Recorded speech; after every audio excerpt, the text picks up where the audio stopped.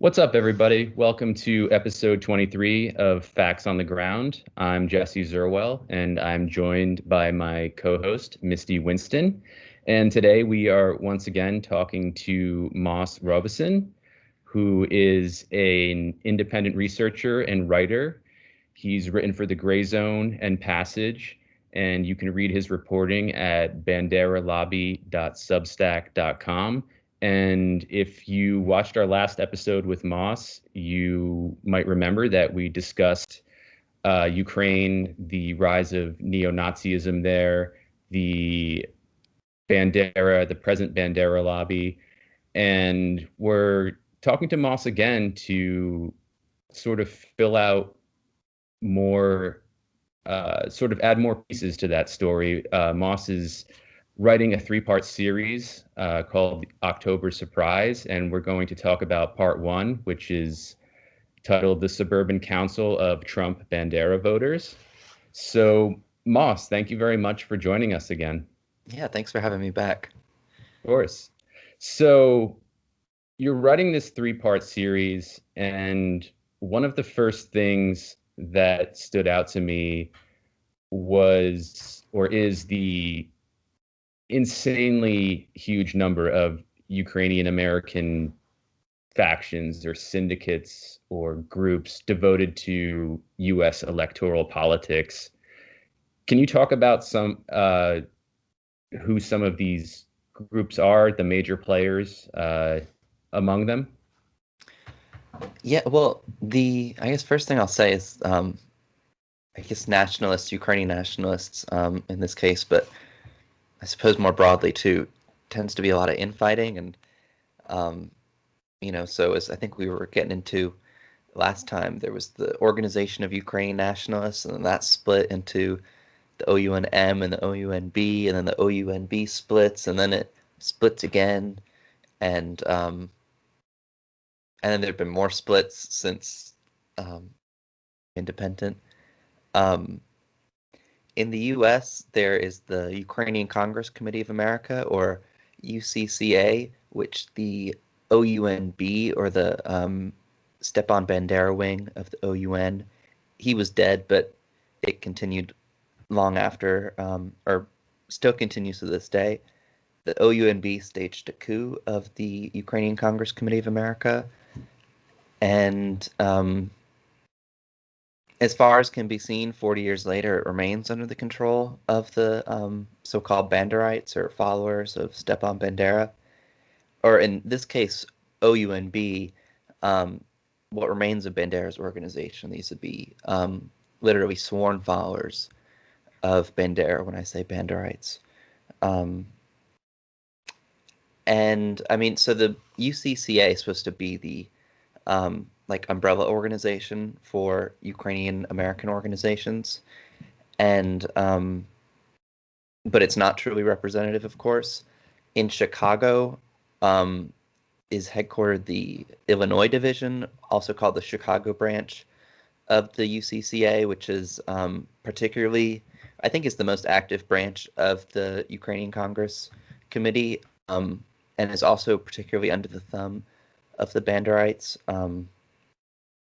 And so in this case, we're talking about the Suburban Council of Ukrainian Voters, which is based in Palatine, Illinois, um, and also Bloomingdale, Illinois, another suburb outside of Chicago. And Chicago is kind of like the last remaining major city with a strong Ukrainian neighborhood. It used to be Manhattan was the center of the action, but the Ukrainian neighborhood hardly exists today. Um, Aside from, I guess, are you guys familiar with the restaurant Veselka in Yep, Manhattan? I was just going to say that Yeah. actually. Yeah, So on that same I've had, block. I've had I've only been there twice actually, but very good pierogies. hmm No, I love it. Although on the same block is the historic headquarters building of the OUNB in the United States, and I'm not talking about the Ukrainian National Home next door. That was Mhm. for a time controlled by the OUNM, which was the other major World War II era faction of the Organization of Ukrainian Nationalists, and was also pro-Nazi, um, even more pro-Nazi, or more patient with the Nazis, and more And cooperative. the M stands for For Melnik, who was the original founder of the OUN, was assassinated in 1938, and this guy Melnik was there's some kind of shady circumstances around that, but he was ostensibly chosen by the guy to be his successor, but then Bandera was the leader of this new generation of younger, more radical nationalists, and so it broke between the Bandera B and M for Melnik. But and then both were active in the U.S., but then the OUNB really is the one that ends up dominating the Ukrainian American community. And this coup of the Ukrainian Congress Committee of America, which was just over exactly 40 years ago, because it was mid-October 1980, just before the election Reagan won. There was a walkout of the Congress, and it was largely the Melnik people who it kind of largely, not totally, but to some extent boiled down to, again, the B versus M drama. And the Melnik or Melnikites are, no, I mean, for all I know, aren't really active in the US and Canada anymore, although they are in Ukraine. And they might actually be more influential in Ukraine. But anyways, in Chicago is like this is the last kind of major city where you have like a Ukrainian like ghetto, so to speak, where you could go and only speak Ukrainian. Mm-hmm. And I've never actually been, but then I think it's interesting that then there's that the Ukrainian Americans in the suburbs of Chicago make the distinction of organizing themselves as a suburban council of Ukrainian voters. There's already some kind of like, dog whistling kind of sounding thing in that, because I mean, these are right wingers we're talking about who think Black Lives Matter is, part of a communist plot, like on the front lines of thinking that. And so one thing else I'll just say is that a few hours drive northwest is Baraboo, Wisconsin, where there's an OUNB affiliated youth group in the United States, the Ukrainian American Youth Association, which has been active since 1949, and there's a whole international network called the Ukrainian Youth Association that was created 3 years before that. And it's consistently been affiliated with the OUNB. But the main Ukrainian American Youth Association summer camp in the Midwest is in Baraboo, Wisconsin. And it seemed in 2012 to 2013, they put up these busts of 4 Ukrainian nationalist leaders. One being the OUN founder who was assassinated, I mentioned. The other being Bandera, another being Roman Shukevich, who was the leader of the Ukrainian Insurgent Army, which is the military wing of the OUNB. And its relationship with the Germans is more complicated, but still, I mean, Shukevich, before he was the commander of the Ukrainian Insurgent Army, or UPA, was the captain in a German auxiliary police battalion, which almost certainly participated in the massacring of Jews and others.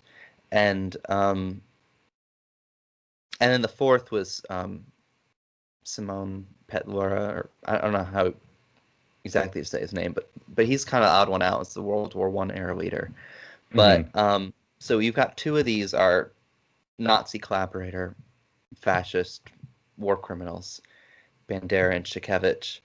and they were blessed, presumably by some kind of priest, on June 30th, 2013, which is the 72nd anniversary of the OUNB's attempt to create a pro-Nazi but independent government. Mm-hmm. And let me just mention, sorry to cut you. no, let me just mention that in Moss's first piece, part 1, which we're talking about, there's a picture of these busts, and it's quite a bizarre spectacle to behold. I'll say that. Yeah, they've got because then behind it they've got the large logo of the youth organization, but Mm-hmm. it looks like the Ukrainian trident, and it's a whole scene. But then especially because then they also, I didn't realize until I was writing this, is that the Chicago-based Ukrainian insurgent army, which is pretty much just a gang, like during World War II, is a gang of ethnic cleansers. A UPA reenactment group based out of Chicago was there for the blessing of these monuments, and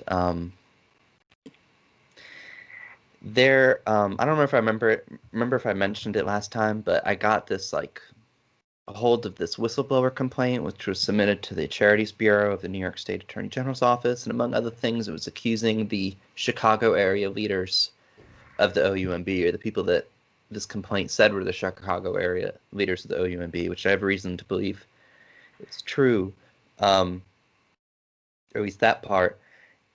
It said that they were involved in some kind of paramilitary activity, which is one of the things in this complaint that even I have trouble wrapping my head around. But my suspicion is that they were referencing this reenactment group, and that that they're, because they do some kind of like weapons training and all kinds of stuff that if you didn't know they were a reenactment group, you would think is pretty freaky, and still can be kind of freaky as a reenactment group, given that these are right wingers who have marched. I think that's the point. That's a point to highlight, is that among the Ukrainian American nationalist diaspora, there seems to be some sort of fetish for these reenactments of history that didn't happen the way the reenactments make it out to be. And it's very bizarre, to say the least. Again, I don't use the word fetish lightly or hyperbolically. It seems to be a literal fetish or a pathology among Ukrainian nationalists and Ukrainian American nationalists, and it's dangerous. It's bizarre. It's sad, and you highlight a bit of that in part 1. So anybody who's watching can read about that there. But go ahead. Sorry to cut you off. No, yeah, I mean, I guess this is the only UPA reenactment group that I know of, like in the Western Hemisphere even. But there is definitely this, every year is like the 75th anniversary or the 225th anniversary of some event.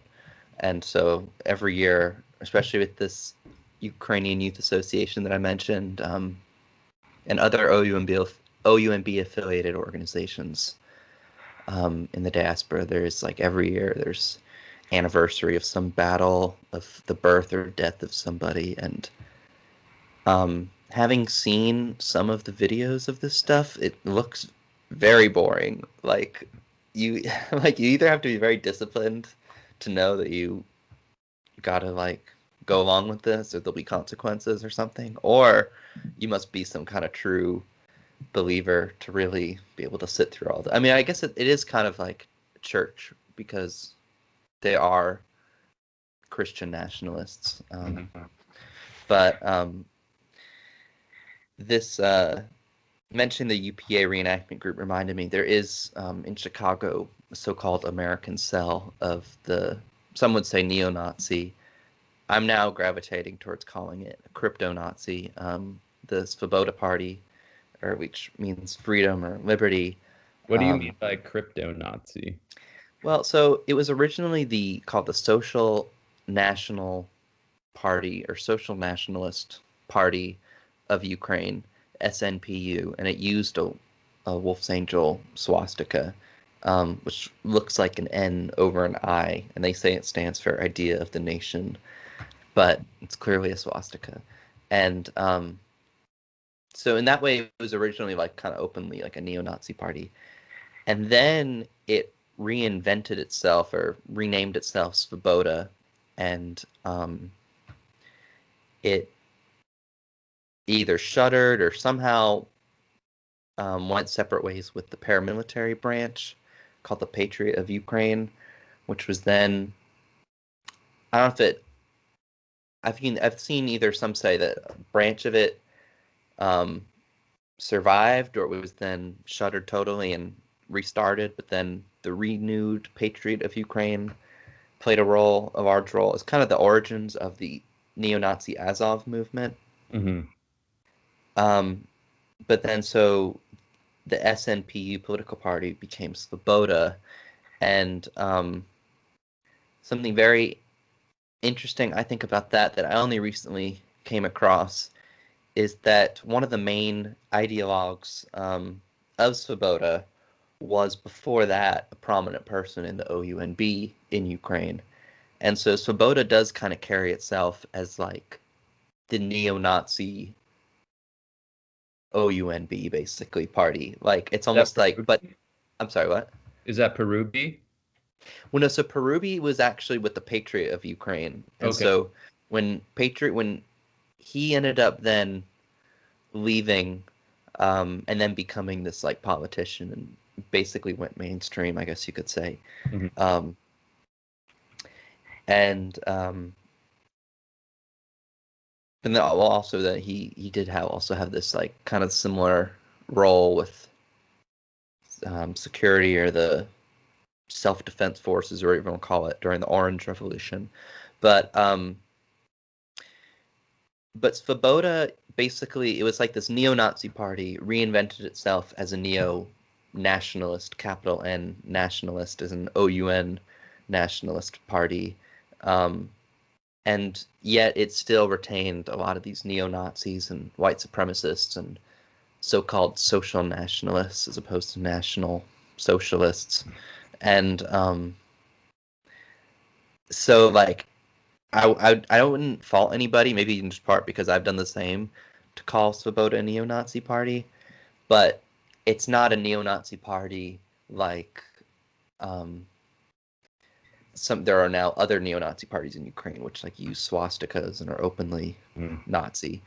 So that's what I mean by crypto-Nazi. But so there is actually the leader of it incidentally has a cousin in Chicago, Ukrainian-American cousin, and there's a famous or infamous photo of the Svoboda Party leader standing next to John McCain when he went to the Maidan.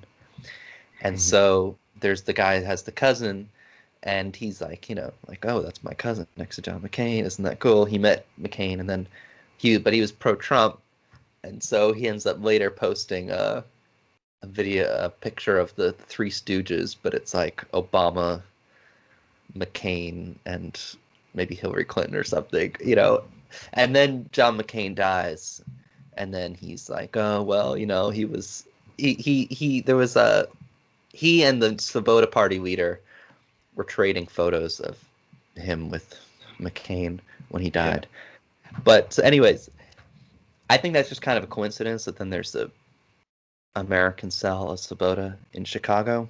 Mm-hmm. But the point is just all to say is that there is a very strong right-wing element. I mean, the fact that this crypto or neo-Nazi party, which has been denounced as a neo-Nazi party, like internationally, or at least it was 2012 when it first broke through, and that's when it first started being visibly active in Chicago, that this would all just continue for years, speaks to the fact of, I think, how right-wing the general local community has to be that would just continue without any kind of controversy. And so Svoboda flags were seen at annual like nationalist events from, I want to say, 2012 to 2016. And the Svoboda Party leader did actually visit one of those years. Other nationalists did too in that time. And then you've got pictures of the alleged local Chicago area OUNB leaders all in there too. And so that's kind of the context in which there's the Ukrainian Congress Committee of America Illinois Division, and then the Suburban Council of Ukrainian Voters. And can we dive into the Suburban Council of Ukrainian Voters a little bit, because in your piece you mentioned how there's a possibility that there's some coordination with the Trump campaign. And so, given that the election's tomorrow, can you kind of touch on that and, maybe talk a little bit about the gathering that they had in Bloomington and what sort of they're trying to accomplish with all of that, what sort of they're trying to have over U.S. electoral politics with that? yeah, so I guess first I'll just say is that on the flip side, there's very organized Ukrainian Americans for Biden, which started first. And then so in reaction to that, kind of roughly at the same time, you see the emergence of an official Ukrainian Americans for Trump, which, I mean, historically that would be part of the RNC, but Donald Trump being Trump, I don't know if that is part of the RNC or just his personal campaign. Because after all, the official website is ukrainianamericans.donaldjtrump.com. And if you go and look for yourself, you'll see there's like next to nothing there. I signed up just to see, just Bare to be in bones, the loop. as you say in your report. Yeah, and it just signs you up for the normal Donald Trump mailing list. There's no special outreach. And then there's also a ukrainiansfortrump.com, but that redirects to the Suburban Council of Ukrainian Voters. So aside from on paper, there really isn't an official Ukrainian Americans for Trump. So in that way, the Suburban Council of Ukrainian Voters really is spearheading the de facto Ukrainians for Trump. And conveniently, it's easier to make the distinction because they dropped the Americans from Ukrainian Americans for Trump and just emphasize that they are Ukrainians for Trump. But as it actually also turns out is that this guy who I do write about, well, maybe I should come back to him later, but someone who's an important OUNB person in the United States, who jokingly decreed me an honorary Banderite, appears to be officially involved with the official Ukrainian Americans for Trump, which kind of would confirm my suspicions, or seem to confirm my suspicions, that he is the most likely link between the Ukrainians for Trump and Ukrainian Americans for Trump. There's been a few indications that they're in touch, because the Ukrainians for Trump have shared some graphics that haven't been seen anywhere else that have the official Ukrainian Americans for Trump logo. Looks like official. It doesn't look like the more shoddy stuff they've done. But they've been buying these like kind of zany ads that have been appearing in Ukrainian American newspapers, and it's just funny because people have been speculating that it's some kind of tied to Russian intelligence or something, but then turns out it's actually there is a direct connection to be made between the Suburban Council of Ukrainian Voters and the OUNB, because according to the website and their Facebook, share an address with this basically de facto OUNB affiliated Ukrainian Center in Palatine, Illinois, again a suburb of Chicago. Also headquartered there is the Palatine branch of the Ukrainian American Youth Association. which is very closely tied with this summer camp in Wisconsin, and the 31st branch, also the Palatine branch of the Organization for the Defense of Four Freedoms of Ukraine, or ODFFU, which is historically the most important, I think, Ukrainian American front group of the OUNB. And I guess this is something for next time, but they've been kind of embroiled with this internal conflict. There's basically almost like this civil war within the organization, between an OUNB and like a non or anti-OUNB side.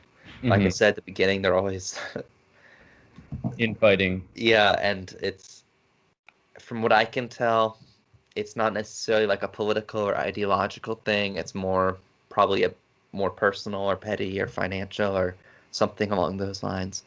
But basically, there is this like civil war essentially, and from various things, I mean, it's just clear that the same person was behind the Suburban Council of Ukrainian Voters Facebook page and the 31st branch in Palatine of the ODFFU, which is also clearly affiliated with the OUNB. One example, in 2014, there's a photo actually on the Suburban Council of Ukrainian Voters website of them with Mike Pence taken in 2014. And 6 days which is also in your first piece. Yeah, and 6 days, I think, before that photo was taken, like more than half of the people in that photo who are Suburban Council members were at an event at the Palatine Ukrainian Center, where there's a photo where it looks like the Suburban Council of Ukrainian Voters president is bartending, and they're having this event in honor of the 55th anniversary of the death of Stepan Bandera. And then like 2 days before that, the ODFFU local Facebook page posted a fresh statement from the international leadership of the OUNB. I recently just found some obituaries from 2017 and 2009 for OUNB members who had died. And so there was actually notices put in some of the Ukrainian newspapers in this country, signed by like the U.S. leadership of the OUNB, which just kind of like confirms what I already knew, but it's kind of hard to prove it to people who want to be skeptical that the OUNB does still exist in this country. But so one of the more wild elements of this is that in Bloomingdale, where this actually at the Ukrainian Orthodox Church in Bloomingdale, where they hosted this so-called extraordinary convention that basically amounted to a coup attempt of the larger ODFFU. That same church, around just within days of the launch of Ukrainians for Trump, the Suburban Council of Ukrainian Voters co-sponsors this event honoring the anniversary of what was called the Battle of Brody in 1944, at which the Ukrainian Waffen SS were mostly destroyed. And so this event was explicitly held in memory of these Ukrainian Waffen SS soldiers who were killed in this specific battle in 1944. And they, just to clarify, were Ukrainian fighter pilots who sided with the Nazis and fought on behalf of the Nazis. Yeah, and there's people hear SS, they think about, the SS who guarded the concentration camps, and that's not who these people were, but they were still, indoctrinated on some level. They got like the SS blood type tattoos in their armpit, and were involved in various like war crimes, although the UNB's relationship with the Waffen SS was more oriented towards if anything, the OUNM. Although after this battle, a number of surviving members of the Waffen SS did go and join the OUNB's Ukrainian Insurgent Army, and so there's a number that's I think, kind of the basis to which, even amongst the OUNB people, even though the OUNB didn't support the Waffen-SS during the war, they've kind of come around to, it's like you celebrate my war criminals and I celebrate your war criminals, kind of a thing. Right. And so they had this event that's honoring that, and the priest of the church, what is it? He actually says,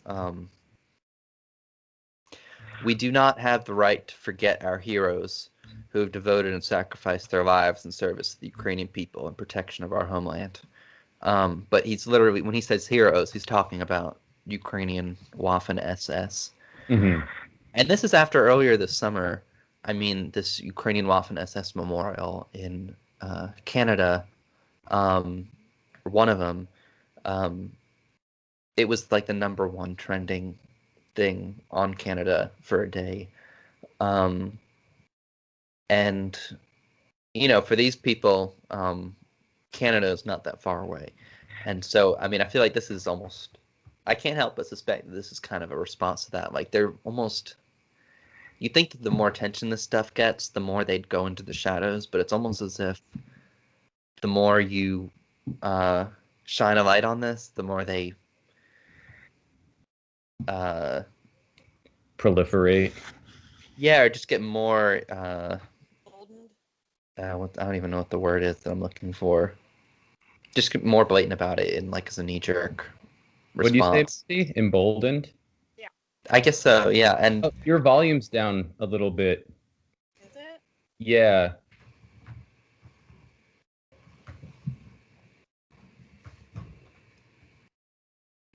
How's it now? Can you hear me okay? I can hear you, but it sounds very faint. That's very strange because it says it's fine. I'll mess with it. You guys continue. That's better. That's okay. That's Maybe my better. mic was just too far down. I'll raise it. Okay. Is that better? Yeah, that's better. Okay. It's still kind of low though. If you can. Yeah, I'll mess with it. You guys but anyways, okay. This, it's just kind of wild too. This, this event was held. No masks, being Trump people. Well, in part one, which we're discussing, you said that masks were actually discouraged. I'm guessing so at this event. That was the case for event earlier this summer. Oh, actually, that also reminds me of something I forgot to mention is that the Suburban Council of Ukrainian Voters has an annual camping trip, summer camping trip to the to that same summer camp, Banderite summer camp in Wisconsin or Baraboo, Wisconsin.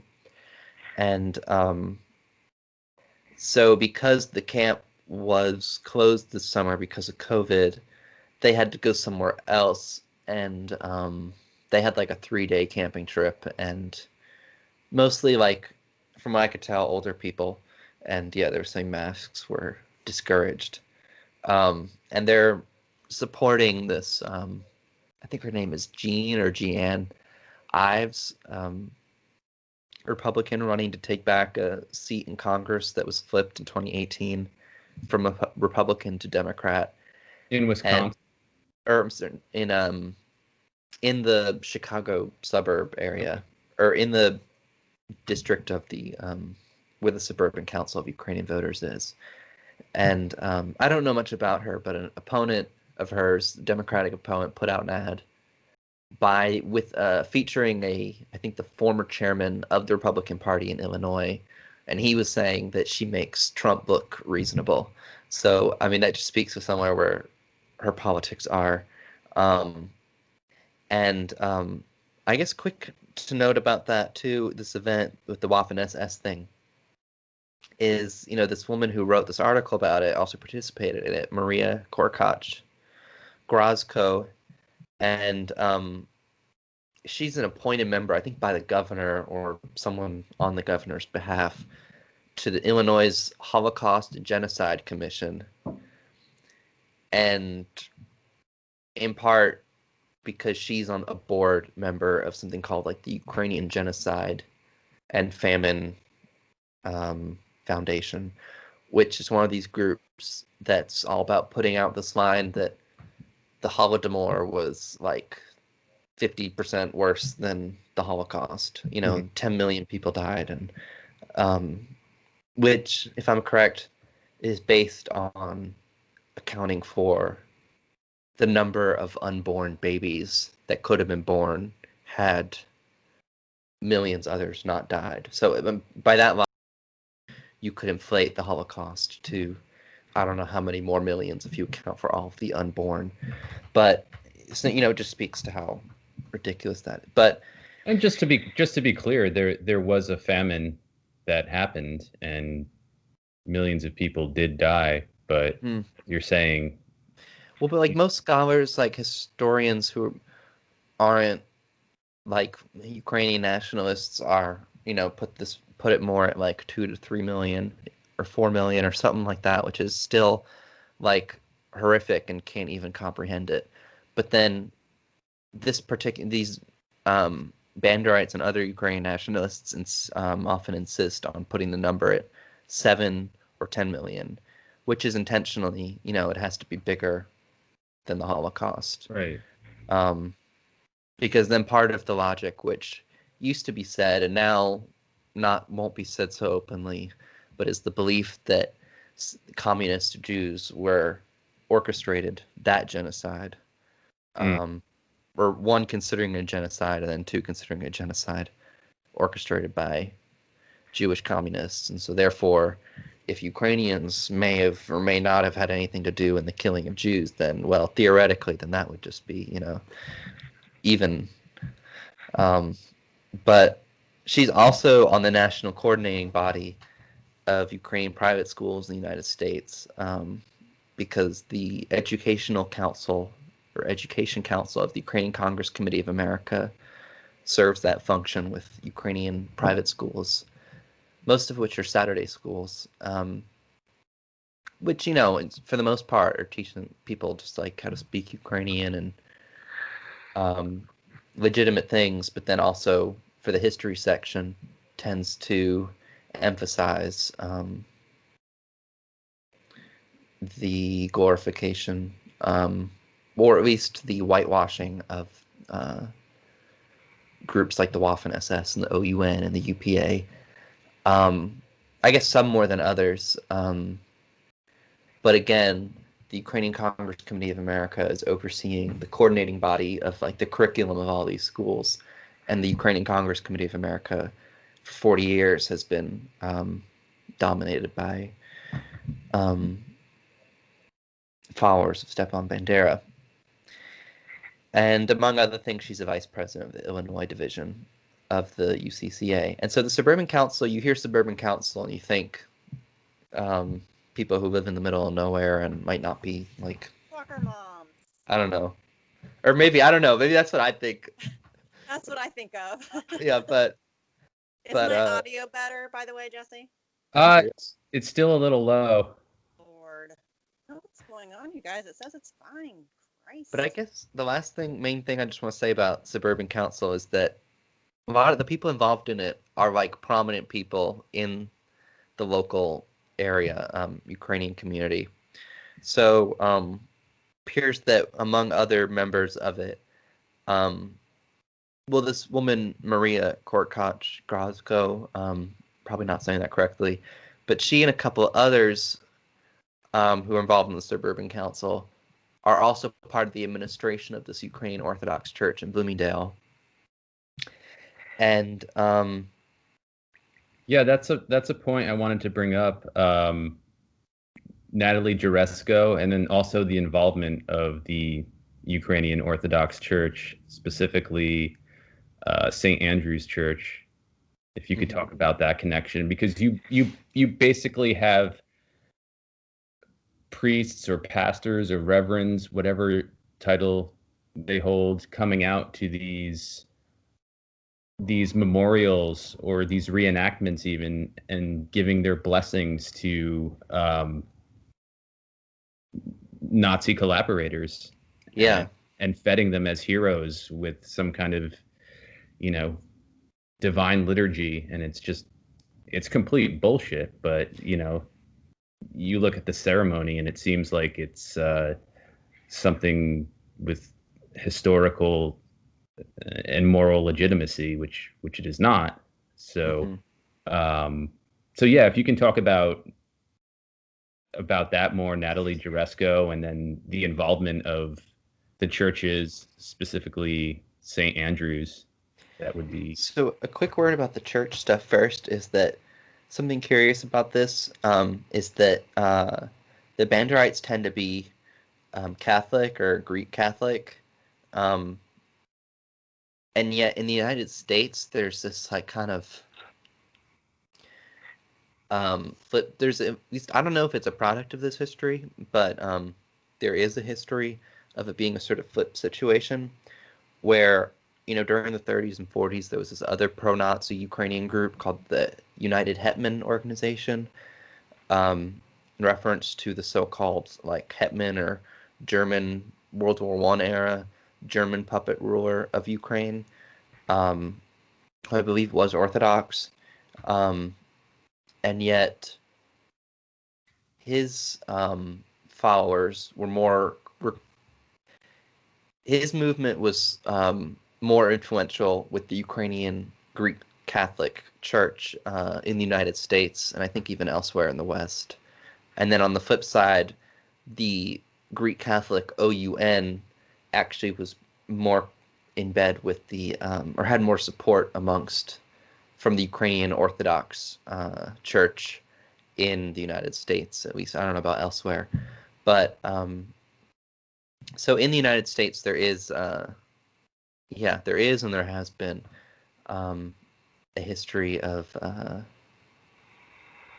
priests like participating in the glorification of these Nazi collaborators, which of course carries a lot of weight for religious people, or I mean you would think it would. But so the brother of Natalie Uresco, or I think it's Uresco, Okay. but I could be wrong. But for those who don't know, she was the finance minister of Ukraine, 2014 to 2016, but she's Ukrainian American, and I don't know if she gave up her. I mean, according to Ukrainian law, you're supposed to give up. Um, you're not supposed to have dual citizenship. Hmm. But there have been other cases where Ukrainian Americans have not given up their U.S. citizenship and not been made to do so. Well, yeah, no, I mean, I guess she must not have, because she's now, what is it called? She's now part of that like financial crazy neoliberal No, she's oversight part of of the Puerto Atlantic Rico. Council, which is Yeah. terrifying. Oh yeah, no, that too. And Am I still low? Yeah. God bless it. I don't know what to do, yo. I've tried everything. That's a little bit better. Okay, well, I just have to hold it right here? That's good. and yet Not it's that, not still that kind of close. low, but it's I better. don't know what's going on. That's better, actually. Okay, I'll Yeah. just shove my face into my microphone. It'll be fine. Well, Hey. But yeah, I'm immediately suspect of anybody who's on the Atlantic Council. Anybody involved with that, I'm out. yeah, for sure. But she was 2014, 2016 finance minister of Ukraine, and then there were certain circles, I think even Joe Biden and Poroshenko, the president of Ukraine at the time, among those conversations or snippets of conversations that were leaked between them. I think there was a point where they were both talking about wanting to make her the prime minister of Ukraine, which, from the looks of it, almost happened. And then it went to someone else. But I mean, that would have been wild if Ukrainian American ended up being the prime minister of Ukraine. But yeah, I never, like you were saying earlier, Jesse. She's someone whose name you kind of see in a lot of places. Mm-hmm. But for me, something maybe I should say from the outset of this conversation and the last one is that for me, I'm kind of, if you can't tell by now, kind of hyper focused on this particular subject of the OUNB. And so I don't consider myself an expert on the subject. But if I were an expert on that subject, I certainly wouldn't be on just generally Ukrainian politics otherwise. And so for me, if there's no real association with the Banderites, I tend not to really focus on it too much. And so Natalie Oresko, I hadn't really given too much attention to for that reason, because I was under that impression. But then her brother is the president of the board of this church, and is clearly knee deep in this like Banderite dominated local community and activity. There's like some more stuff this church has done glorifying particularly the Ukrainian Insurgent Army, and he was involved in that, helping get ready the auditorium and being so proud of that. And actually, that event with the Ukrainian Waffen SS, he shared the post. There was a post made on the Suburban Council of Ukrainian Voters Facebook page about that event. He posted it to the Facebook group of the church, and Natalie Oresko actually liked that post advertising for the Waffen SS. Mm-hmm. So yeah, I had no idea that she had those sympathies, but evidently she does, and she may not herself be so-called Banderite, but she was a student of this teacher, the same woman, Maria Korkach-Grosko, who I know I'm butchering that name, but that's Dr. Maria to you. Yeah, right. Yeah, See, he's a doctor. which makes it even more outrageous that she apparently doesn't object to this priest saying that, or basically saying that Ukrainians don't have a right not to glorify Nazis or Waffen SS. So yeah, there's a whole history of Banderites being involved and Ukrainian nationalists, and amongst other anti-Soviet like ethnic groups in the United States, of there being like accused fascists and even Nazi collaborators involved in Republican Party outreach to those groups. By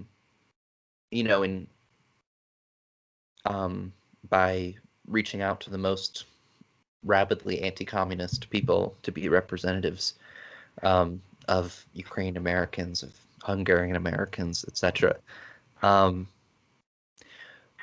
But Trump, especially with Ukrainians, kind of throws a wrench in that whole thing of being at least during the Cold War, historically a pretty solidly Republican. I mean, I don't know that, I've never seen statistics about it. I don't know if those, I would be interested in that, but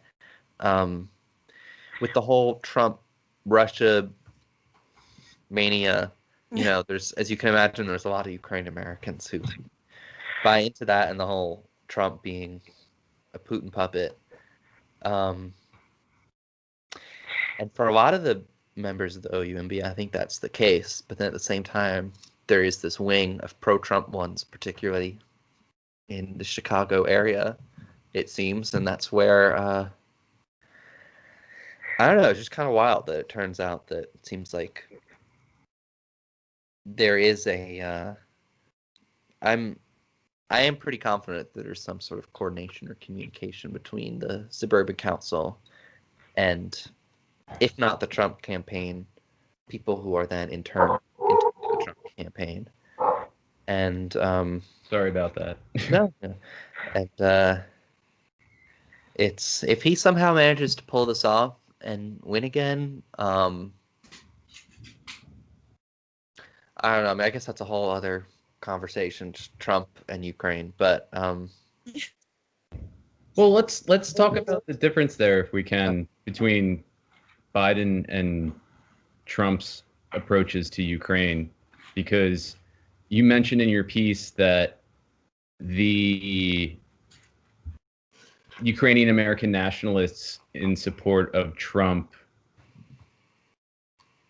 put out an ad in Ukrainian American newspaper, essentially chiding the Obama Biden administration for not delivering quote unquote lethal aid to Ukraine. And the same ad also fets Trump for sending a certain amount of lethal aid to Ukraine, including Javelin missiles, if I'm not mistaken. So, can you talk about that split there? Because you highlight in your piece that there are these essentially distinct factions or groups of Ukrainian Americans, those who are on Trump's side, those who are on Biden's side. And can you break down what the differences are Yeah, there? it's a superficial difference because it speaks to the fact that Ukrainians for Trump, it has nothing to do with Ukraine. Like, it just kind of has to do with the fact that they're so right wing that they could never vote for a Democrat because Democrats are crypto communists. But I mean, and that's literally like, I mean, because that's also what a lot of these Ukraine for Trump ads are: is Biden is a puppet of the radical socialists, yada yada yada. And so yeah, Obama didn't want to arm Ukraine. Biden, however, does. So the Ukrainians for Trump will say, "Oh well, you know, whatever Trump may or may not have done to get himself impeached, um, at least he did give Ukraine weapons, whereas But Obama didn't. let me But Biden has said he let me would." just let me Sorry. just pause you Yeah. right there if I can. Trump was never impeached. Well, he was by the House. He wasn't removed, but I think he was technically Well, I impeached. think technically it will go in the history books that he was impeached. He just wasn't removed from office. Because like Bill Clinton was impeached, I think. Yeah. right, but that was there was a far more substantial case waged against him than what was waged against Trump. The House obviously and predictably voted for impeachment, but it went nowhere. So Right. technically, I would say he wasn't impeached, but you see people like Robert Reich, for example, parroting, Rashida Tlaib. yeah, that he's been impeached. And Yeah, it's I definitely no great victory. I just wanted to No. I just want to clarify that Yeah. because That's something I would actually be interested in. Like, how will that go down in the history books? Does he actually count as being impeached or not? Because I'm not sure how that works, really. So yeah, I think I would he like is to look into technically that. impeached, but I I think it thought speaks so to the fact that too. it doesn't really mean anything It to be doesn't. impeached if you're not removed from office. But I mean, I guess I just make the point that I just bring up the whole line about him being impeached just because I feel like if you're a Ukrainian American Trump supporter, does it not bring you any kind of shame or embarrassment or doubt or something that he gets, if only on a technicality, impeached, like by. I think a lot of his base actually finds a sense of pride in that, to be honest with you. I think that like, that's something that they think is cool. Like, like they see him as some outsider and that he's, the whole system's against him. And so I think that just kind of, makes their point for them a little bit in their own, twisted way. Yeah, no, I mean, I guess I just mean if you're Ukrainian American, it's like the whole issue is supposed to be about making Ukraine basically more like the United States, and instead it Right. almost seems to be the other way around. Like, we're now got a corrupt billionaire oligarch president who's, you know, like, yeah, I don't know, just almost comically so. And it's, but anyways, the to answer the question, so Ukrainian Americans for Biden, Ukrainian Americans for Trump are totally united on the issue of arming Ukraine, and yet that's the thing both of them are touting is their difference. Because Biden didn't arm Ukraine when he was vice president, but like Obama was the president, so Biden has, made clear that's one of those things that he is actually different from Obama on, which in this case makes him worse than Obama. And so, yeah, I mean, I think one way I was thinking about it is Ukraine Americans for Biden really is like Ukraine American Lincoln Project. They're totally just trying to get like Republican, and they have like a lot of Republican, formerly and lifelong Republican, even Ukraine Americans.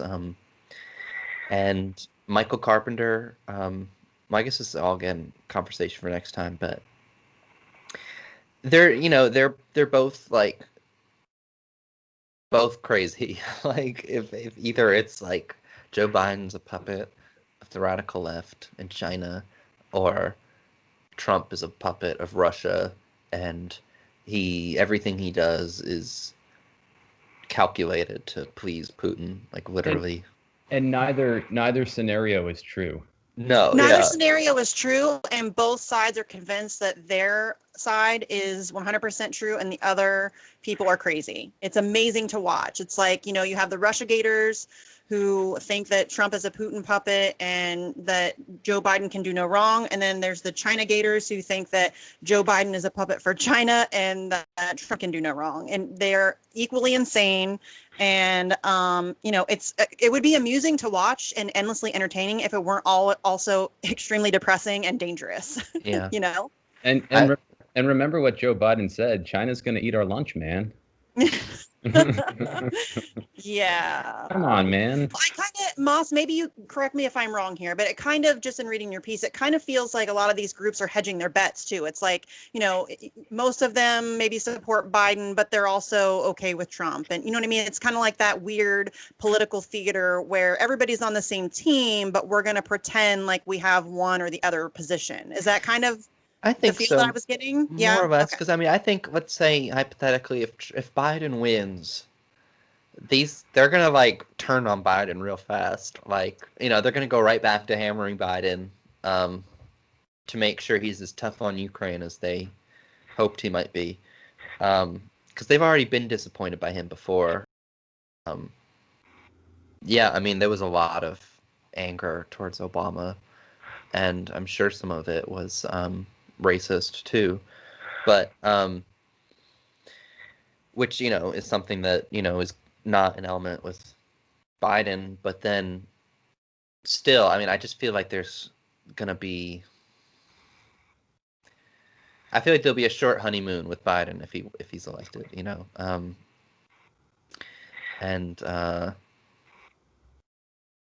and then with Trump, I mean, if Trump wins, a lot of these Banderite people and then other just broader, I guess, Ukrainian American community is, or organized Ukrainian American community, I guess I should say, which is, largely dominated in large part by these nationalistic types that are just, are very loudly, pushing the whole Putin, Trump mania. I don't know. It's all the same. Yeah, crap. well, Be careful what you say. Putin's watching. Right. Sorry. with regard to Putin and Trump, the photo that opens your first piece, the one which we're discussing right now, is a photo of the typical plane that flies over the Jersey Shore. This one was actually flying the Jersey Shore, and it was trailing a banner that said Trump Putin 2020 or Putin Trump 2020. Putin, Trump. I forget which. Come on. Yeah. Putin would be the top of that ticket.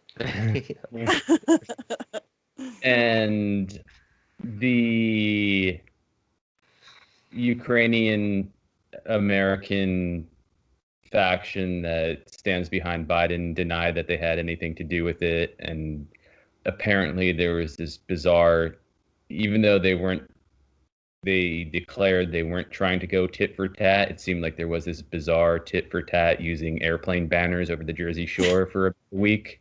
Mm-hmm. So you can read about that in the piece. If you want to talk about that, that would that's Well, fine. it's Just also it's just curious. All this stuff happens all at once, and I mean, I guess maybe it's just that everybody just kind of naturally, because of the timing involved, just kind of decide to launch everything with Ukraine's Independence Day. You know, August 24th, and then the election is in November. It's like a good amount of time. It's a good point at which to kick things off and a good opportunity to do so. But I think even earlier in like June or July, Ukrainian Americans for Biden got active and then picking up steam. And then kind of in early August, early to mid-August, it seems all the Trump stuff kind of pops up more or less all at once. So there's the Donald Trump website, there's the fake Ukrainians for Trump website, and there's the Suburban Council of Ukrainian Voters coming out as, because historically they're supposed to be nonpartisan, and now all of a sudden they're totally all the way with Trump. And then the banner flying over New Jersey, and then these ads appearing in the newspapers all over the country. And so, I mean, I do think it's probably coordinated, but maybe it doesn't have to be. But well, it seems like Trump, being the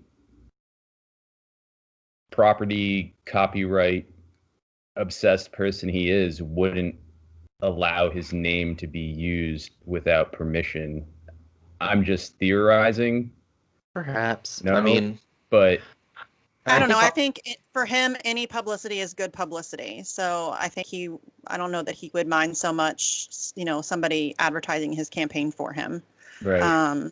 I think it'd be kind of reflexive, because I imagine that the Democrats, especially with the whole Russia thing, someone or some people in the DNC realize that there is an opportunity with Ukrainian voters again. Because again, historically, they've been a Republican. I mean, I think so for the most part. But there have been a few instances where that's switched to the Democrats, like George H.W. Bush was hesitant to recognize Ukraine's independence. And there was, I think there was something in the time that he was dawdling on that, there was like a special election, I want to say in Pennsylvania, and which was, I want to say the Ukrainians in that area like ended up going for the Democrat, and that allegedly had something to do with his coming around to recognizing Ukrainian independence, is because he realized that it was going to cost him, it could cost him re-election with Ukrainian American voters. And so I think, I mean, I imagine the Democrats are thinking something along those lines too, that, here's this historically conservative group of voters that, we can get, especially with this Russia stuff. And so, I mean, I feel like if I could see the Republicans responding to that, just seeing that. I mean, yeah. So to me, the Ukrainians for Trump stuff does seem very reactive, whereas the Biden stuff is very proactive. But then they're all very reactionary too, at the end of the day. Yeah. Yeah, and I think what this points to as well, along with many other things we've been talking about, is how historically Ukraine, especially butting right up against Russia, has been used as a pawn, particularly by NATO forces, especially the US, the UK to a lesser extent, France to a lesser extent.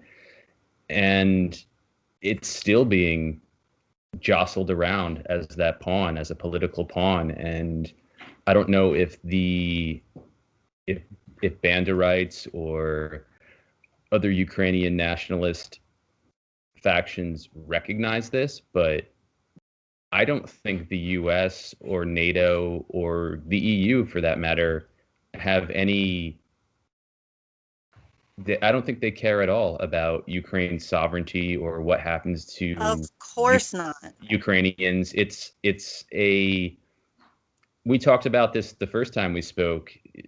Ukraine is sort of this entity they dangle the carrot of NATO membership or EU membership in front of, and it's really all about creating another bulwark against supposed Russian aggression, which really does not exist, but in a lot of people's fantasy narratives, it does. And I just want to point that out, that again, these groups we're talking about, like the Suburban Council of Ukrainian Voters,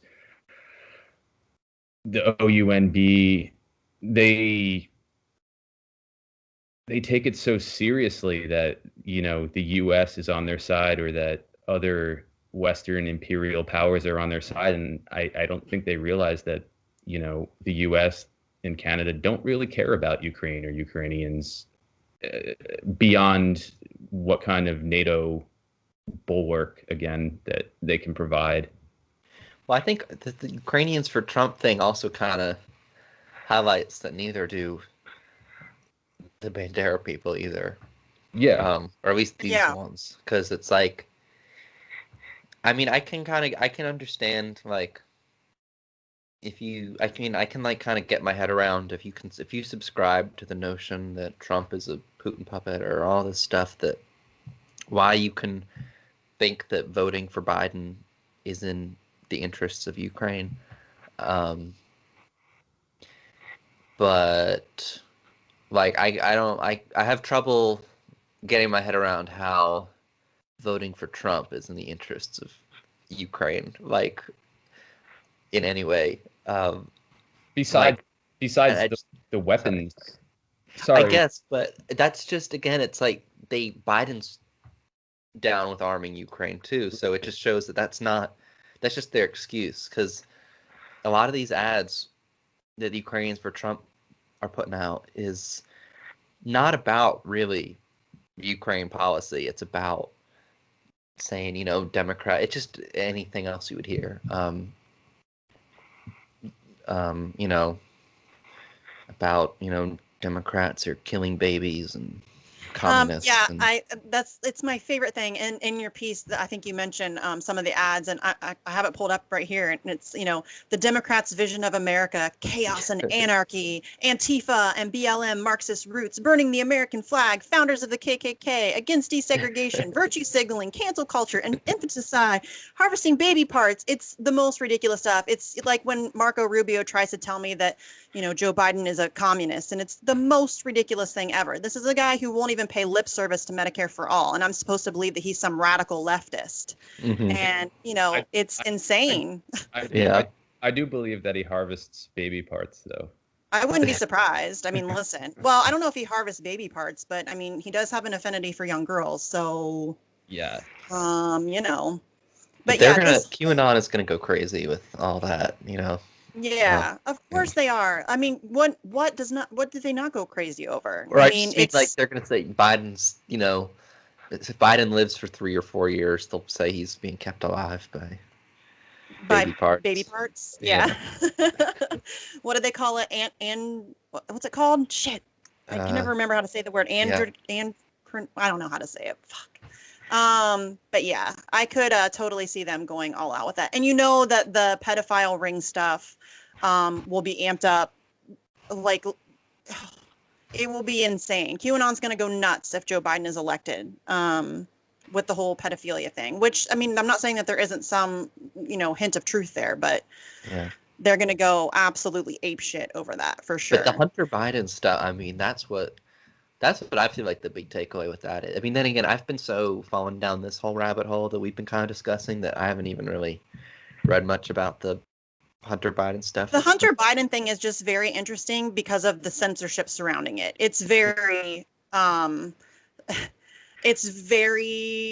disheartening and scary. When the New York Post gets their Twitter account, they get locked out of their Twitter account simply for putting out a piece that has source documentation. They have emails. It's not like this is made out of whole cloth. It's not like some tabloid gossip thing. There is a story there. There's a story there. And I'm sorry, but if you're running for the president of the United States and there is evidence of some shady business dealings with a foreign country that involves family members and, the trading of influence and power and all of that stuff, that's a story that needs to be talked about. If it's a nothing burger, fine, then just address it and deal with it and answer the questions that people have about it. But if you're running to be president, there are going to be questions about that, and you have to be willing to answer them. And when the entire mainstream media starts working overtime to protect you, that's a problem. Like, people should be very worried about that situation. And it's like Hunter spoke at the DNC or the convention. Yeah. Like, anyone could have seen this from. I mean, that's the. I feel like at the end of the day, it's like, even if it was all BS, like some of them people say, like, how they could have seen this coming from a mile away. Like, they totally did this to themselves. They absolutely did. And that's, I mean, I forget who brought it up the other day. It might have been Jimmy Dore when I was watching Jimmy Dore, but this was the whole thing that they missed through the primaries. The primary is supposed to be for, the vetting of your potential candidate. Let's get all their skeletons out of the closet so we can make sure that they're stronger in the general. And they didn't do that with Joe Biden. I mean, they hide all of it. And nobody talks about all of the crap that he does and has done. 3+ year career of being awful. Nobody talks about that stuff. Nobody wanted to talk about the crime bill. Nobody wanted to talk about, any of the things that he's done. So, and now we have social media platforms and basically all of mainstream media except for Fox News trying to cover for him. And if it's not a story, then I don't know why you have to work so hard to hide it. It should be a pretty easy thing to address and to deal with. So it's just very weird. And this it's is going to be very bizarre. Oh, sorry. No, Go ahead. This is like this is like the new P tape or whatever you want to call it. Yes. Like well, the thing that I'm get to wondering is reverse if they're Russiagate. working this hard to protect him and cover for him now, imagine what they're going to do when he's president. He's going to get away with everything that he wants to do because there will be no coverage of it. So, that's a whole other issue. Oh, that's not true. We're going to push him left. Right. I mean, come on. The convention was a parade of neocons, and I'm supposed to believe that Joe Biden's going to be pushed left. He's vetting Republicans right now for his cabinet, and I'm supposed to believe he can be pushed left. He told people that he would veto Medicare for all in the middle of a pandemic, and I'm supposed to believe that he can be pushed left. It's absurd. It's ridiculous. It is. Sorry, rant over. I'm going to be watching out to see who. I imagine there's got to be at some point like Michael Carpenter or somebody Ukraine related. It's got to get some kind of appointment with Biden if he wins, and very curious to see what comes of that. But I feel like that would speak to his. I don't know. Bring back Victoria Nuland or someone like her. Samantha Powers will be back in the future. You don't hear about Victoria Nuland. She was all the rage. Yeah, it's funny. Yeah. It's funny you bring her up because when I was waking up this morning, kind of lying there for a half hour before I got my ass out of bed, her name was popped into my head, and it was annoying because then I just started thinking about all the shitty things she is and has done, and then I started thinking about Samantha Power and the right to protect and all this humanitarian intervention bullshit. And then it was time to get up and let my anger elsewhere. Right. But I point being, I agree with you, Moss and Misty. I think if Biden gets elected, there's no doubt that we're just going to see a retread of these same people from the Obama administration, these same holdovers who are going to preserve We're that. We're going to see people from the Bush administration. Yeah. Yeah. You know what I'm saying? That's not hyperbole. That's like, we're going to see people from the Bush administration back in positions of power. And it's. Yeah. And just to bring that back to Ukraine, I think the problem there is whether Biden gets elected or whether Trump gets elected, both see Ukraine as a geopolitical pawn, and they don't care about the welfare of the average Ukrainian person. They care about the weapon sales. They care about a pro-Western government. They care about being able to manipulate that pro-Western government with the carrot of NATO. And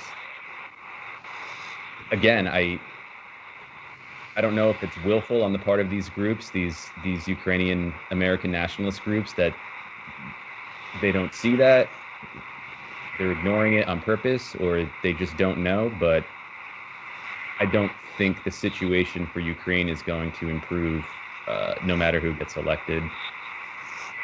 Agreed.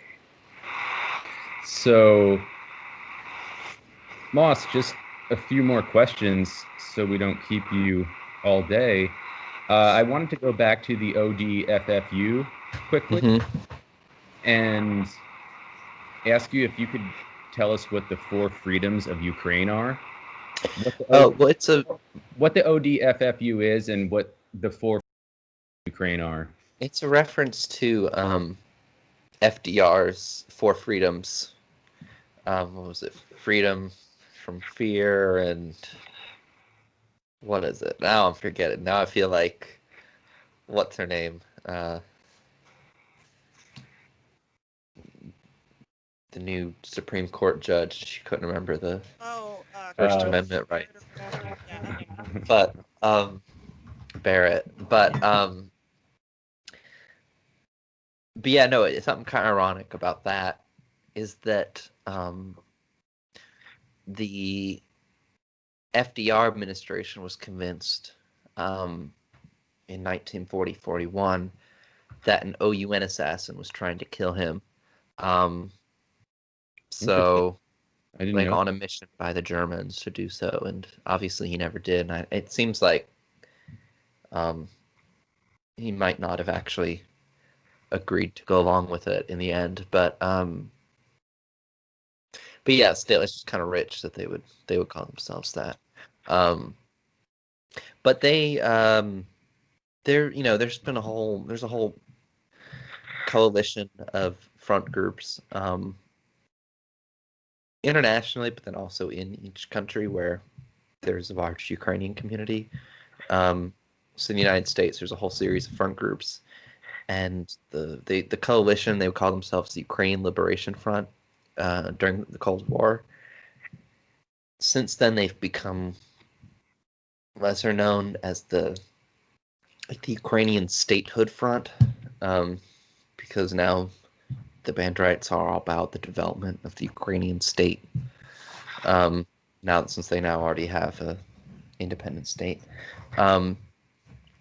And so the ODFFU was kind of like the spearhead of the Ukraine Liberation Front in the United States. And so the ODFFU headquarters building in Manhattan used to actually say on the front of it, it said Ukrainian Liberation Front, and then in Ukrainian it said Organizations of the Ukrainian Liberation Front.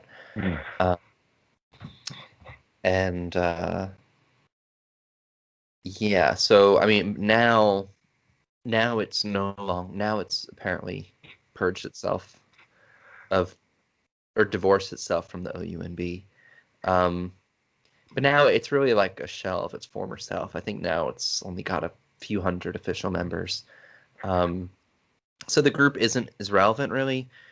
But I think it's symbolically important in terms of the OUNB, its stranglehold of the Ukrainian American community kind of fracturing.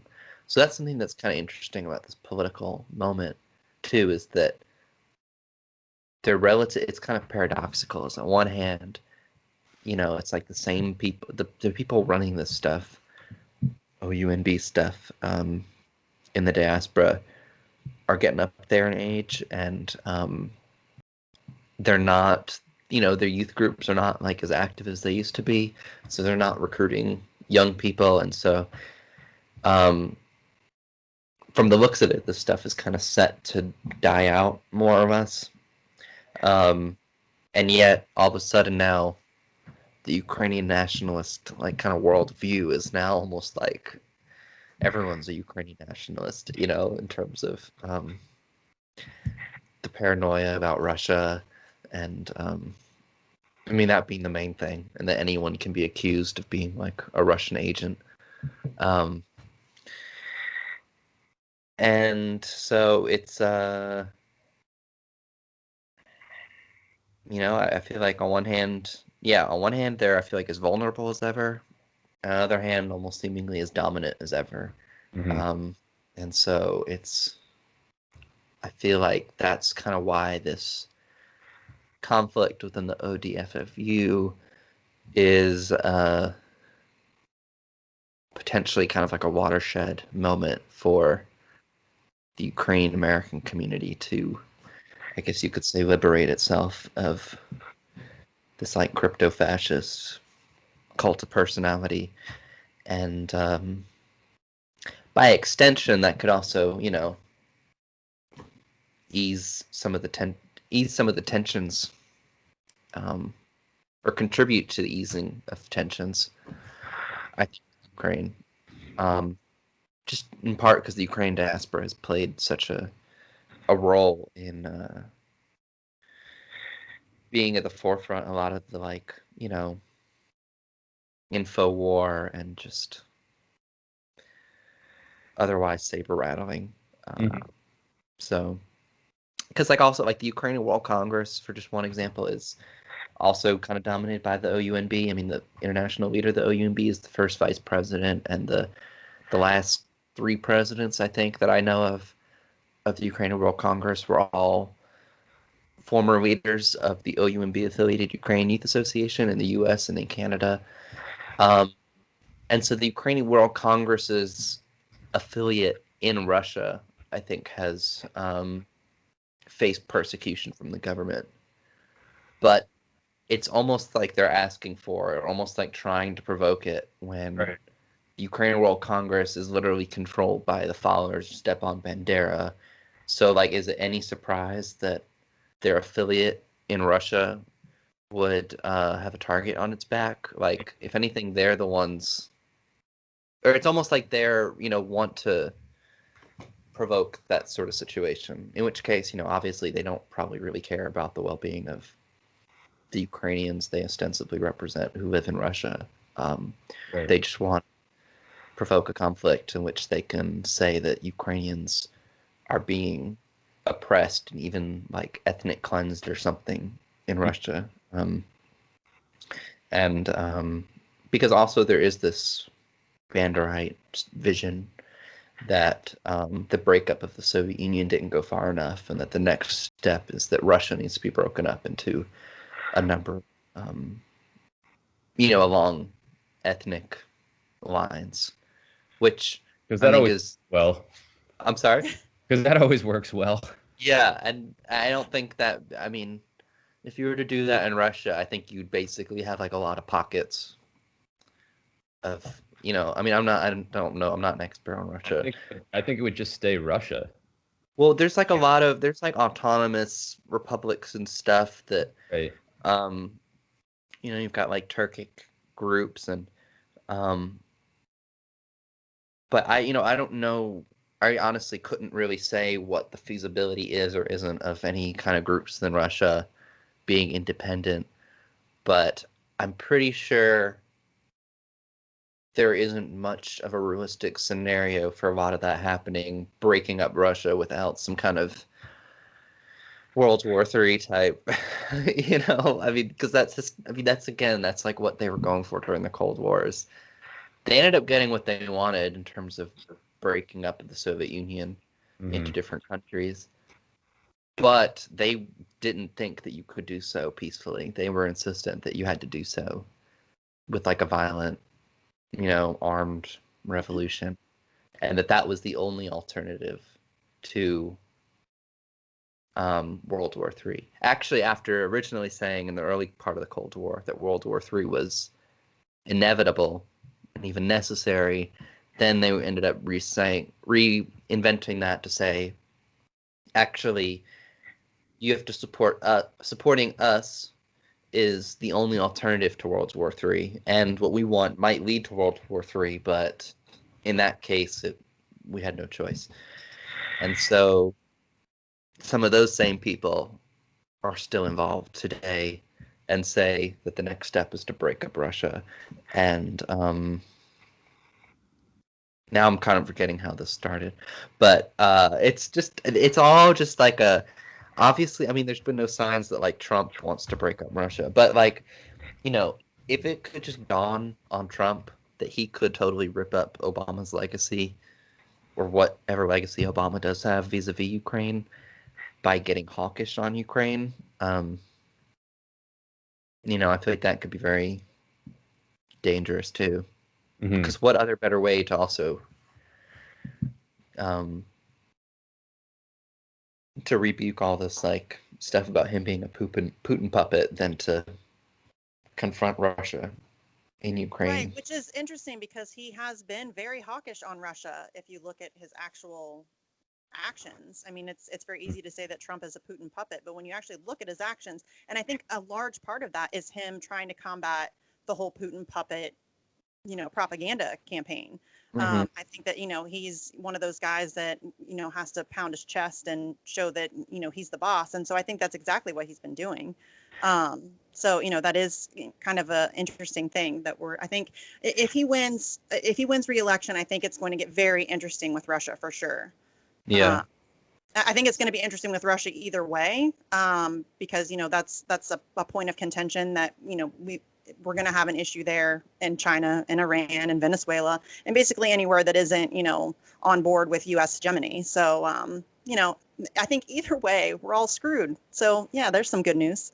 Mm-hmm. Yeah. So I did want to ask you, too, though, about the Day of the Defender Right. and all of that stuff. Can you kind of delve into that and kind of describe what all that is? Yeah. So October 14th, there's like now I'm almost embarrassing kind of, but I forget. It's also a religious holiday. It coincides with that. But Day of the Defender is like, I think was invented in 2014 as an official holiday in Ukraine, maybe 2015. But still, either way, starting under the presidency of Petro Poroshenko. And October 14th is like the fake birthday of the Ukrainian Insurgent Army, part of their myth making, which includes saying, we didn't kill Jews, we actually saved them. They also will say, oh no, we didn't get started. The OUNB infiltrated these auxiliary Nazi police units. And then after the Germans surrender at Stalingrad, and after, the war started to go the other way, the Banderites like abandoned their positions with the Nazis police and then defected and formed the Ukrainian Insurgent Army, which was ostensibly anti-Nazi, but then within like a year and a half, secretly reconciled with the Germans. So the OUNB started and ended the war on decent terms with the Germans. Or the OUNB technically didn't exist until 1940, but anyways, so part of their thing is to say, well, when the Ukrainian Insurgent Army was created, there was already another group going by the name of the Ukrainian Insurgent Army, and so they took it over and like by force. And I don't know if it was for this reason, but then they ended up kind of using that as, I guess, rationale to predate their founding to October 14th, 1942, even though they were created in early 1943. And so, yeah, I mean, October 14th, since I think 2014 or 2015, has officially been like celebrated as Day of the Defenders of Ukraine, which is like one of these things where they're celebrating so-called heroes of Ukraine, but like the UPA is kind of like put now at the forefront of that, given the timing of it. And so it's also a big day for when like the far right will come together and have their basically like unite the right kind of march. In recent years, like neo-Nazi Azov movement has been pretty prominent in that, and other scary right-wing groups. And so Yeah, it's a fairly new thing. And then in 2017, if not before that, but definitely by 2017, um, in Bloomingdale, they started celebrating the Day of the Defender at this Ukraine Orthodox Church, at which Natalie Yaresko's brother is the president of the board. And That's St. Andrews. yes, yeah, and it's creepy. Yeah, I mean, I only saw the program, but Natalie Yaresko's brother and her mother were both thanked in the program. Two of three people from the church who were thanked, and they were the only people in the whole program who got this like special thanks. And it really, I mean, it included the UPA reenactors were there. They were like doing like a military salute at the graves. Oh yeah, because in the church cemetery, you've got Ukraine Waffen SS and UPA. I think you have a special section of the cemetery reserved for those veterans. And so there was a blessing of those graves and the military salute, and you got the local youth group choirs, and you got the church choir, and they're all going back and forth singing their songs and singing OUN songs, and they're carrying all the flags, including the World War II era flags of Nazi collaborators, and it's a good all family fun friendly event for everybody. And yeah, I Well, mean, going off the collaboration that these groups have had with churches, can you talk about the collaboration they've had with certain financial institutions? You mentioned yes. in your So piece MB Financial Bank, for example. they've there's a whole like world of Ukrainian financial institutions, which historically, served a purpose of, um, helping sustain community cultural organizations, activities, and stuff. Um, I think they've also these like Ukrainian credit unions. I think have helped to like preserve Ukrainian neighborhoods by like you know. Uh, Yeah, they provide loans to Ukrainian Americans and stuff, and um, but at the same time, Banderites being Banderites, they have to take everything over, and so they've clearly tried to do so, and it seems like they've had success with some of them. Particularly in Canada, the largest Ukrainian financial institution in Canada seems to be pretty clearly OUNB affiliated. Um, and then there's also a number of Ukrainian financial institutions in the United States that seem to be kind of affiliated with the OUNB. That's less clear to me, but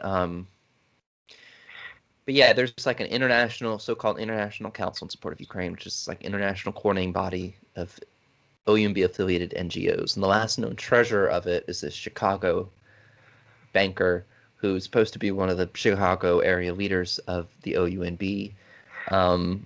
He's now the regional manager of the MB Financial Bank that you mentioned, which I want to say in the early 2000s acquired this other Chicago bank, which was a Ukrainian, called like the First Federal Savings Bank or something. It was Ukrainian. First Security Federal Savings Bank. Yeah, and so then they had created in 1996 something called the Heritage Foundation, not to be confused with the neoconservative Heritage Foundation. The other illustrious Heritage Foundation. Although there is a connection to be made to that Heritage Foundation as well. Okay. Particularly this guy, Lev Dobryansky. I met Lee Edwards last summer at an event in D.C. I was going to ask him about some of this stuff, and he got away before I could. But he's someone at the Heritage Foundation who definitely knows and met some of these old school Banderite fascists in the Cold War. But anyways, aside from this one guy, who's the treasurer of this thing, Bandrivsky, there's some others involved in that. The president of the so-called Heritage Foundation which is now associated with this MB Financial Bank, sent greetings to this fake extraordinary convention held to organize this coup of the ODFFU, this OUNB organized thing. And they've also, the Heritage Foundation and the one of these Ukrainian credit unions based in Chicago, Self-Reliance Federal Credit Union in Chicago, co-sponsored this Day of the Defenders event, and have otherwise, shown signs of providing support, moral if not financial support, for OUNB stuff. And then you also see that with I guess we'll get into it next time, but with this court case stuff, this ongoing control for the ODFFU is also playing out in battles for control of their bank accounts, and so that plays into all this like kind of politics of who's who at the board of directors and all these different groups. And so it does seem there is such a thing as an international OUN fund. I know that to be a fact, and so it seems reasonable to speculate that some of this OUNB money, which is funding, the OUNB's main contribution to, I think, the right-wing turn in Ukraine is in memory politics. That's something that kind of like unites the right, so to speak. And so I think it is conceivable that some of the money that's going into financing at least the memory politics stuff, which plays a role in, I guess you could say, the radicalization or right-wing turn of Ukraine, is sitting in, Ukrainian American financial bank accounts, and in Canada and maybe Australia. But in the Ukrainian diaspora has definitely played a role in funding their affiliates in the Ukrainian far right in Ukraine. And so, I have little doubt that that some of these credit unions and financial institutions have played a part in that. There's also something I haven't really delved too far into, but it looks like there's a couple, like some Ukrainian American Banderites, like actual OUNB affiliated people who are on Wall Street too. And so that's something else for another day. But yeah, there's the financial side of stuff is murkier and harder to pin down. But I just bring it up, though, to show the extent of the foothold that these groups have with regard to both the church and financial institutions. You have the backing of those two entities, however legitimate you think they are. Mm-hmm. You can go pretty far, especially in the U.S., and that's, I think, it seems like a backstory at this point, but it should be the story, if not a main part of the story, because that's how they're able to sustain themselves and perpetuate whatever and influence our memory politics said they're trying to perpetuate. Yeah. And there's definitely, I think UNB has kind of lost control to some extent of the far, they're less, I think, maybe influential over the far right in Ukraine now than they were like in the 90s or so. But these networks and stuff definitely were key in terms of sustaining it during the Cold War, almost as like an incubator. And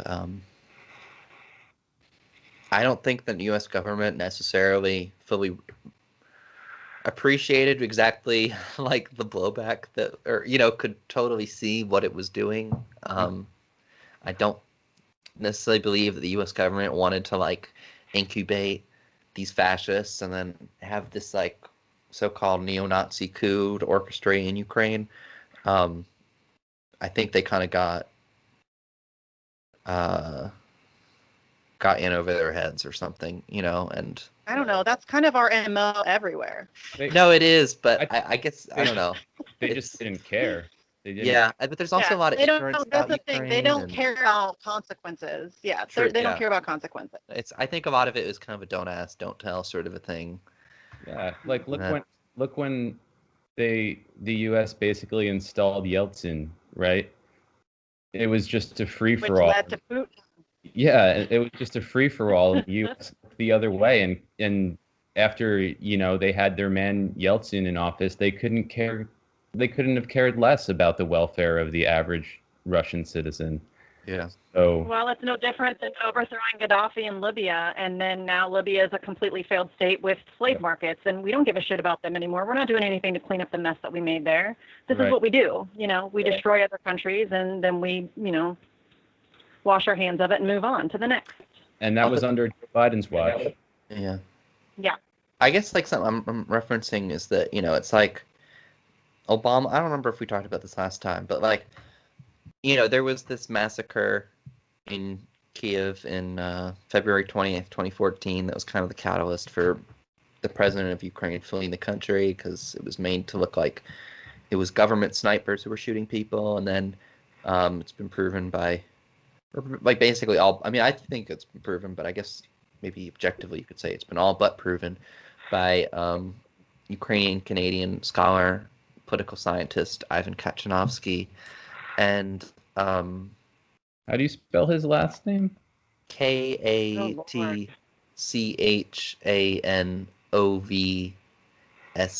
I believe.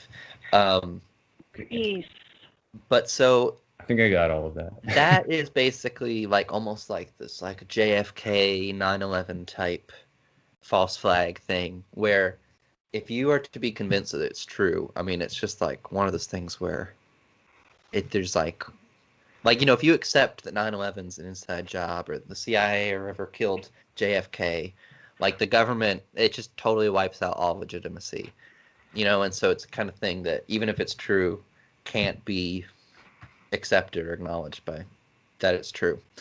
And I mean, so that's basically what this kind of thing is, because this is massive, like false flag massacre. And so, but And that came. This is the Maidan massacre, just to. Yes, and so, or it's often called like the snipers massacre, but as Kachanovsky puts forward, they weren't snipers. Oliver Stone goes over a lot of this in his the 2 documentaries that he made. If anybody's interested in some of that. Right, and so although I think part of the, I have to rewatch it again, but I was kind of disappointed when I watched the Ukraine on Fire. Aside from the parts with Ivan Kachanovsky, the Netflix documentary. No, not the. I think that's something different. Because there was like another movie that was like Ukraine on Fire or Ukraine on. The Netflix one was a propaganda piece that. But it's also it's like very similarly named. I always get it mixed up. Yeah. Okay. But yeah, that one doesn't go into it, and that one almost it puts forth the government sniper version of events. Right. And if I remember correctly, doesn't really mention neo-Nazis. Mm-hmm.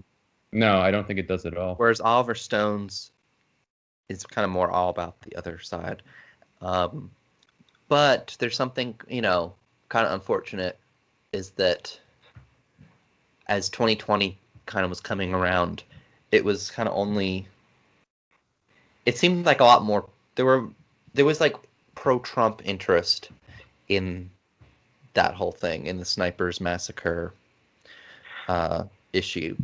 And so I forget who it was. I forget the guy's name, but there was like somebody who was part of the Trump administration. Caputo maybe was his name, who was suspected of some kind of, I feel like I want to say he was suspected of or accused of Russian whatever ties and propaganda or whatever. And he was, I think like the Trumpian, what is it, One America News or OAN, and others were taking an interest in this massacre in the false flag thing, but they wanted to put it on this spin, like this pro-Trump 2020 spin. And I think it seems like that kind of, for whatever reason, didn't follow through. But now, once again, I'm like forgetting how we got started on talking about this. But That happens a lot on this show. Don't worry. okay. But that's just this. There are like this starts and stops. Yeah. Yeah. Oh, I was gonna say, it's a fact. Obama had brokered a deal there would be early elections and they'd end the protests.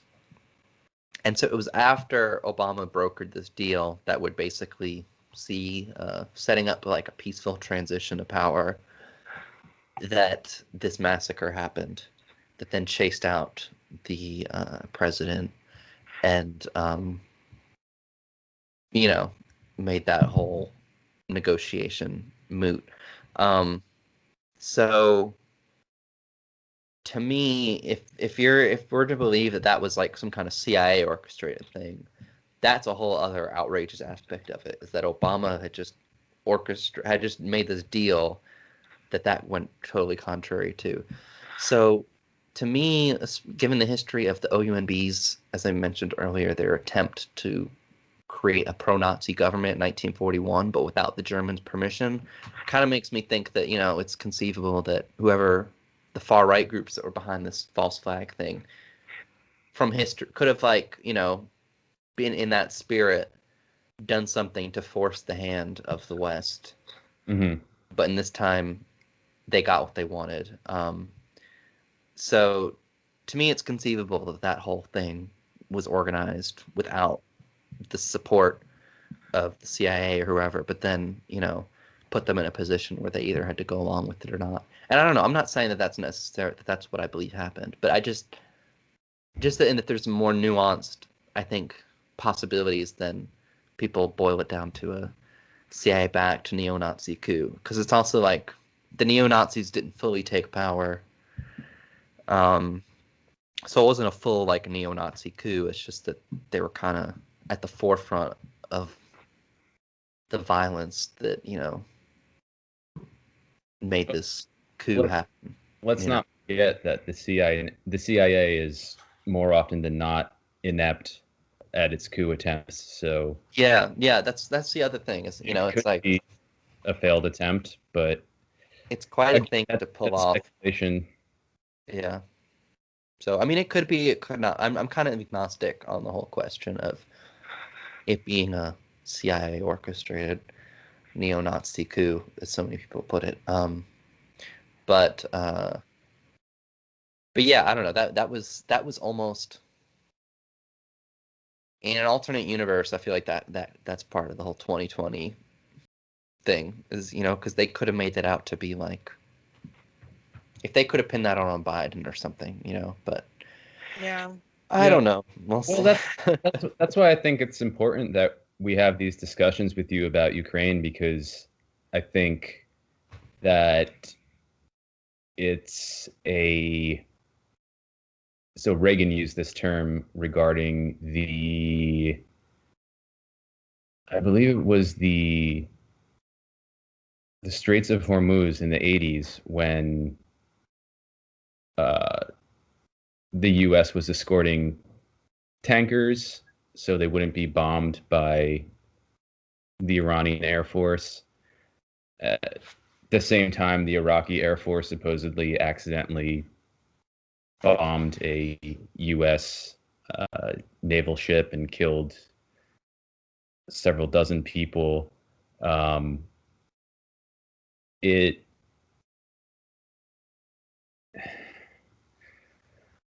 trying to make the comparison here, but yeah, I don't know where I was going with that, but there's a little bit, at least You were trying to come up with a Reagan term, and then you got sidetracked. Yeah. Okay, thank you. Sorry, no sleep. But yeah, Reagan called that part of the world at that time a choke point, which I don't think has been used before or since he used it.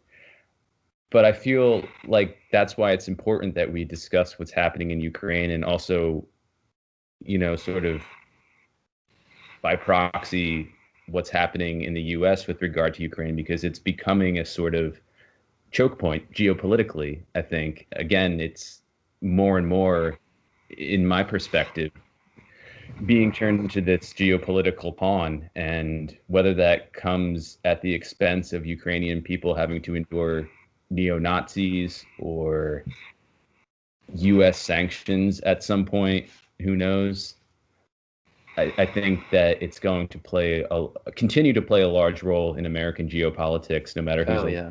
And if we ignore it or write it off as, just this former Eastern Bloc country that wants NATO or EU membership, I think we do that at our own peril. So. And Well, it's also, interesting that nobody really covers this other than like Moss, it's like, it's very difficult to find information or reporting on what's happening in Ukraine right now. And it is like, to me, like Jesse said, in my mind, it's a critical issue. It's a geopolitical force. I mean, this is going to be, like we said, we talked about this even before the show. It's being used as a pawn in like this game. And so, I think it needs to be talked about more. mm-hmm.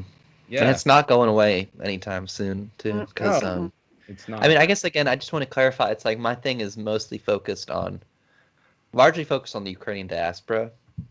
I mean, of course, it is all tied into the issue of the far right in Ukraine and, I guess, Ukrainian politics. But, when you think about all the young people that have been, like, radicalized in Ukraine, indoctrinated in the last 6 years or so, all those people are growing up, and like, I feel like it's gonna be, there's a whole new generation of like far right people on the rise, and